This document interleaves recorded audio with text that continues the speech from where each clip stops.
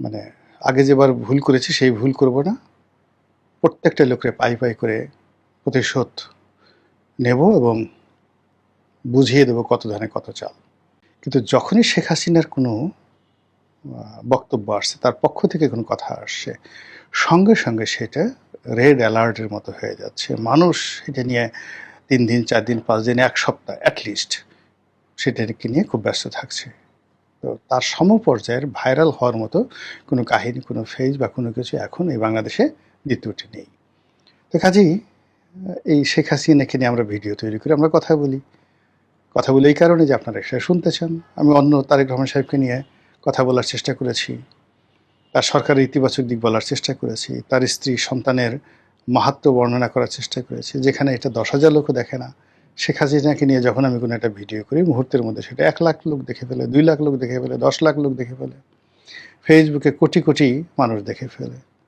এখন বলেন তো, আমরা এই যে যারা সামাজিক মাধ্যমে কাজ করি, আমরা তো সবসময় চাইবো যে আমাদের শ্রমের মূল্য আমরা পাই, শ্রমের যে অ্যাক্রিডেশন সেটা আসে। তো সেটা শেখ হাসিনা আমাদের জন্য ভায়াবল, আওয়ামী লীগ আমাদের জন্য ভায়াবল। এই জন্য মিডিয়াগুলো দেখেন, তারা কিন্তু কেউ ইচ্ছা করেই আওয়ামী লীগকে প্রমোট করছে না। শেখ হাসিনাকে প্রমোট করার কারো কোনো ইচ্ছে নেই, কিন্তু তাদেরকেও টিকে থাকতে হবে। তো সেই কারণে কি হচ্ছে, ঘুরে ফিরে এই কন্টেন্টগুলো চলে আসছে। তো যেটা বলছিলাম যে শেখ হাসিনা যদি বাংলাদেশে আসেন, তিনি কিভাবে আসেন? তিনি কি ইচ্ছে করে জিদের বসে ওখান থেকে উড়ে আসতে পারবেন? Not like that. তিনি এখন ভারতের মেহমান। ভারত তাকে যদি বাংলাদেশের কাছে হস্তান্তর না করে, অথবা ভারত যদি তাকে বলে যে না, আপনি চলে যান এখান থেকে, যেখানে ইচ্ছা সেখানে চলে যান, দুনিয়ার কোথাও আশ্রয় দিল না, তিনি বাংলাদেশে এলেন। এসে তিনি এয়ারপোর্টে পুলিশের কাছে ধরা দিলেন। সারাটা পথ তাকে অপমান করে, মানে তাকে গাড়িতে ওঠানো হলো, প্রিজন ভ্যানে ঢুকানো হলো, মানুষ ডিম মারছে, জুতা মারছে, লাঠি মারছে। তারপর তিনি জেলখানাতে গেলেন, যাওয়ার পরে তার জন্য ফাঁসি হয়ে আছে, এরপর তিনি ফাঁসিতে চড়লেন। তিনি কি এই জন্য এভাবে আসবেন? অথবা অন্যভাবে ভারত সরকার তাকে বাংলাদেশে এস্টাবলিশড করলো। এখন এই যে তার যে আগমন বা তিনি যে কথাগুলো বলছেন, এটা কি কেবলই কথার কথা, ভয় দেখানো? এটি আত্মতৃপ্তি নাকি আসলে কোনো ঘটনা? ইতিহাসে এরকম কোনো ঘটনা কি কখনো ঘটেছে যে একজন মানুষ ক্ষমতা ছেড়ে দিয়েছে, বা একজন মানুষ ক্ষমতা থেকে তাকে উচ্ছেদ করা হয়েছে, গণ অভ্যুত্থান, গণ আন্দোলনের মধ্যে তিনি চলে গেছেন, তারপরে আবার তিনি ফেরত এসেছেন? এটা কি হয়েছে? হ্যাঁ, হয়েছে। নিকটতম দুনিয়াতে রেজা শাহ পাহলভী যখন ইরানে বিপ্লব হলো, সেই বিপ্লবের মাধ্যমে একটি সরকার, গণতান্ত্রিক একটি সরকার, মোসাদ্দেক, তিনি এলেন, একেবারে বাংলাদেশের সাথে হুবহু মিলে যাবে। এবং যখন গণ অভ্যুত্থান হলো, সেই গণ অভ্যুত্থানের সময় রেজা শাহ পাহলভী আমেরিকাতে চলে গেলেন।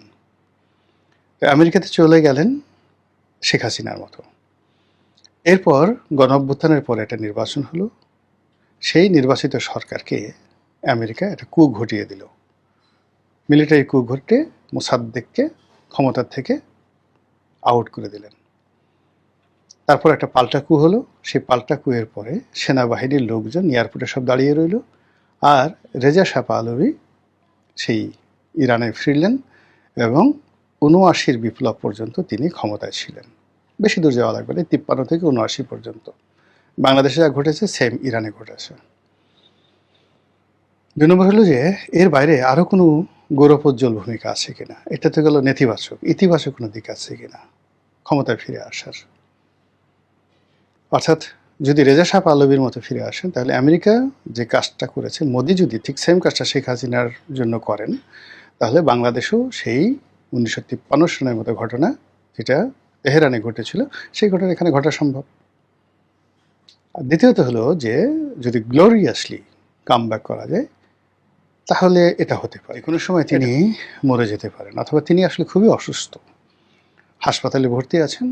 এআই দিয়ে মূলত তার কণ্ঠ বানিয়ে মূলত নেতাকর্মীদেরকে চাঙ্গা রাখার চেষ্টা করা হচ্ছে।